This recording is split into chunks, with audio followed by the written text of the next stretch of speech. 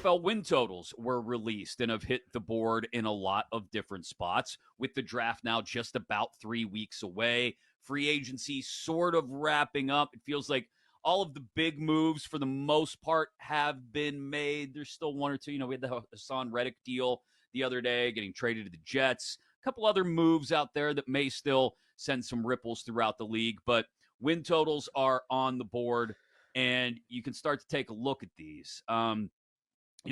Before the show even started, Paul and I were talking about the Eagles in particular. They're one team that, I don't know, it just feels like they're primed for a little bit of a slip this year. Total posted at 10.5. Another team that's posted at 10.5 that feels like they're due for maybe a little bit of a slip. Maybe not a missing the playoffs slip, but definitely with the pieces they've lost on defense, maybe and the competition increasing with the Dolphins getting better and better. The Bills at 10.5. So let's kind of open up the conversation, Joe, on those two teams.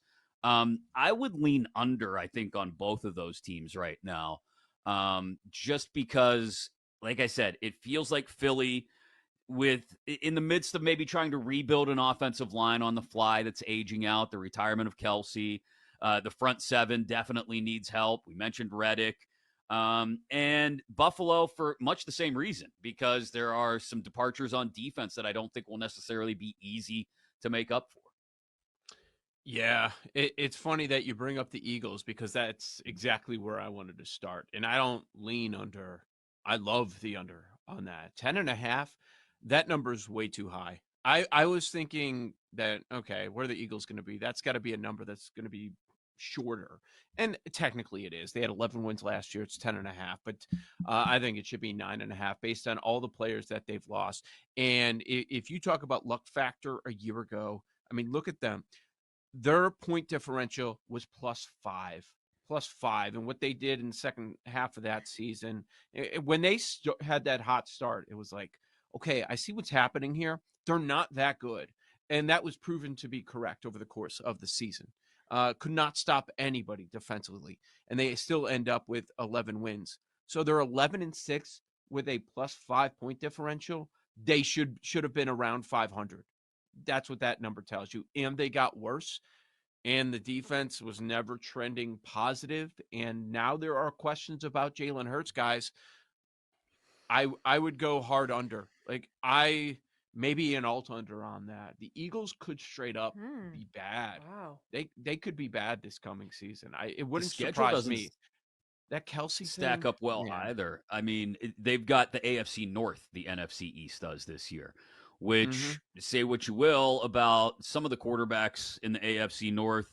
Joe Burrow is going to be healthy again. And if you're the Eagles, you get to go to Cincinnati and to Baltimore.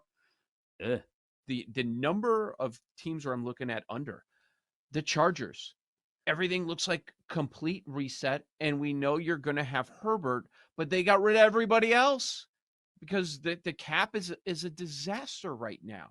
They go 5-12. They don't have any weapons. Everything's new. And the win total's 8.5 in that division. That seems kind of high based on their actions. I know they're going to add a really good player if they sit at 5 or they move down, whatever they end up doing. And it's going to be a culture change and all that. But in that division, for them to have a winning record, that's going to be tough, guys.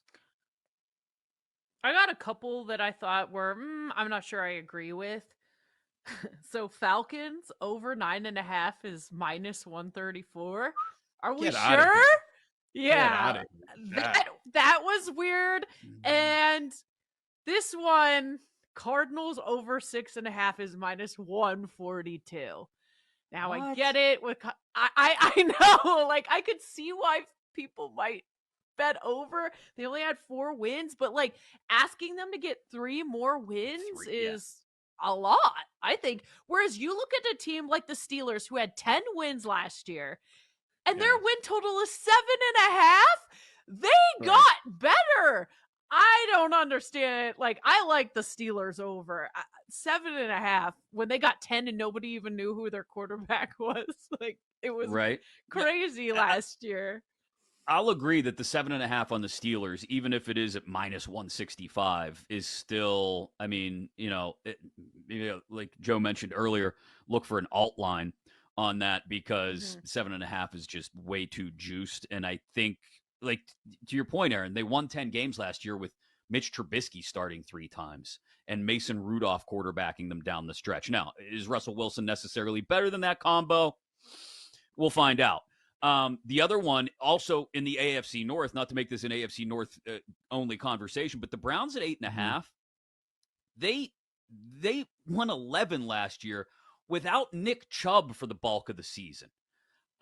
This defense is still really good. Myles Garrett is still a game wrecker.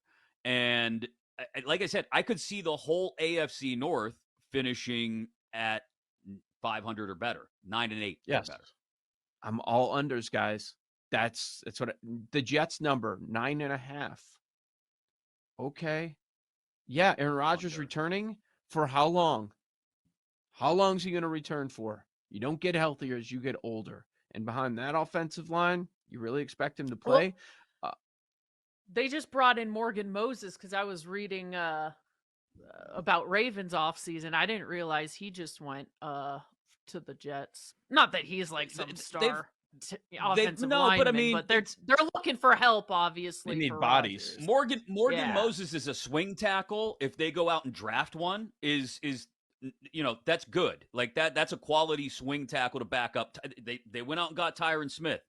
They get Mike Williams. They've done a lot on the offensive side of the ball to try and insulate Aaron Rodgers with as much talent as possible. And we know the defense is good. So, can I see the Jets getting the 9 wins? Yeah, I was able to see the Jets getting the 9 wins last year, though.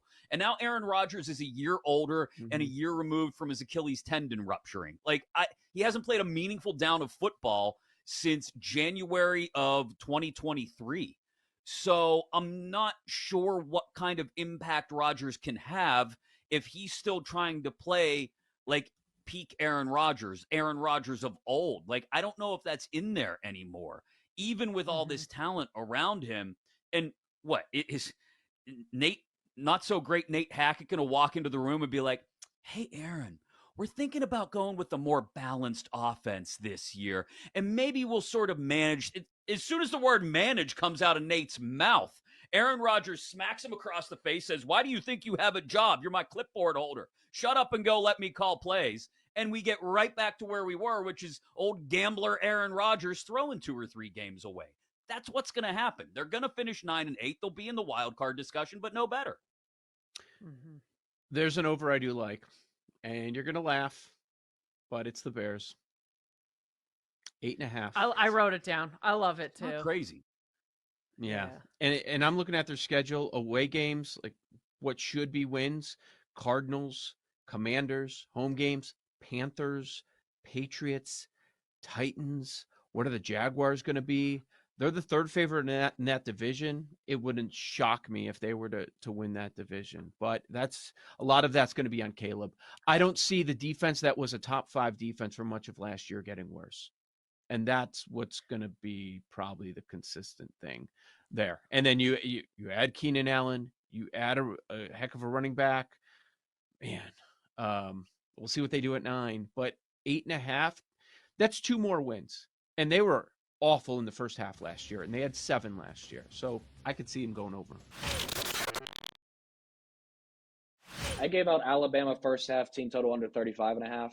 That's down to 34.5 at most places now. So whether people are riding or not, it's in my direction. Alabama is a team that leads the country in possessions, and I think UConn's going to limit that. They did against Illinois in a game I thought would be much more fast-paced. So I definitely think UConn can do the same against Alabama, who defensively doesn't force turnovers as well. And for NC State, the first half team total, I played over. I don't really trust them full game against Purdue. I think Purdue could take over. The threes could be a problem here. But, I mean, DJ Burns and DJ Horn have been excellent for them, too, as a tandem. So I'm thinking first half team total over 31, something that's very manageable for them against Purdue that plays quickly. And maybe a 5.5 on the spread would be worth a sprinkle as well.